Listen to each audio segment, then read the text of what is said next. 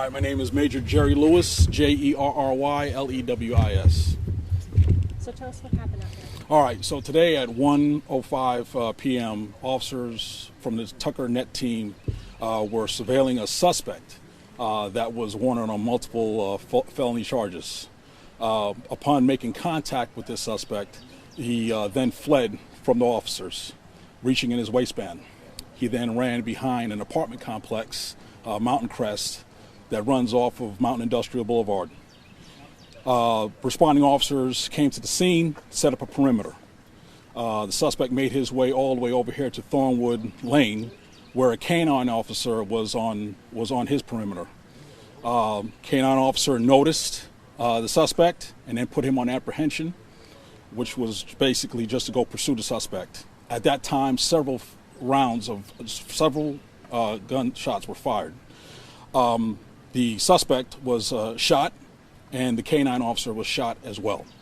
The K-9 officer was transported to a local veterinary hospital in critical but in stable condition. The suspect was transported to a local area hospital where he later succumbed to his injuries. So can you tell us about the felony, the warrants? Yes, he had 11 warrants out on him, of which 4 counts of firearms by a convicted felon, and he also had some VGCSA, which is violation of Georgia Controlled Substance Act for marijuana and cocaine distribution. How long had your guys been surveilling him? I did not get that from our Tucker Net team, but I would imagine some time. Do we think that Django was able to get a hold of the suspect when he was shot? That's undetermined at this time. It's still under investigation. And we don't know who exactly shot the dog at this time. No, that's still under investigation as well. As always, in an officer involved shooting, the GBI will respond and assist us in this investigation.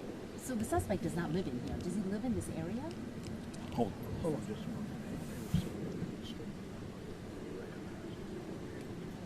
Okay. All right, let me just back that up. Okay. So they were surveilling a store on Central Drive in North Hairston, and they noticed that suspect that were also on their list of persons that they were trying to apprehend. But does he live in this area? That's unknown. And sir, I know this is a silly question, but when a K-9 officer is one of you guys. Absolutely. I mean, there's a lot of officers here. Just tell us about that. Well, the K-9 officers are here for our protection as well as your protection as well. And they do a job to save lives. And in this case, this K-9 could have saved the lives of many officers here today. And we're thankful to our K-9 officer and hope he makes it out, as best as possible. How many officers were involved?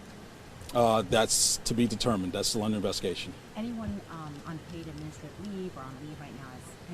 That's usually the course of action that we take, but after we finish conducting our investigation, we'll figure out just how many officers were involved.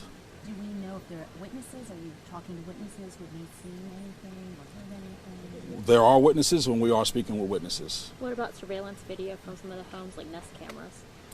That is still that is still to be determined during the course of our investigation. We'll see if, of course, we welcome any video that any of the public may have. Please, we will take any of that video if at all possible.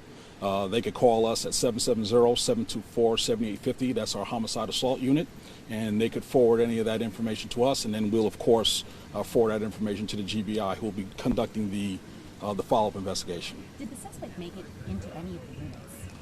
Or did this shooting happen outside the parking lot? The shooting took place outside, did not happen inside of a unit. Any human officers injured? No. Is there anything that we're missing that we're not asking that you can think of? No, I think you got all the facts.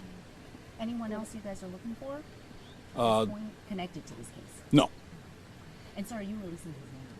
Not at this time. Okay. And so just to be clear, he did die at the hospital? Yes. In his 20s?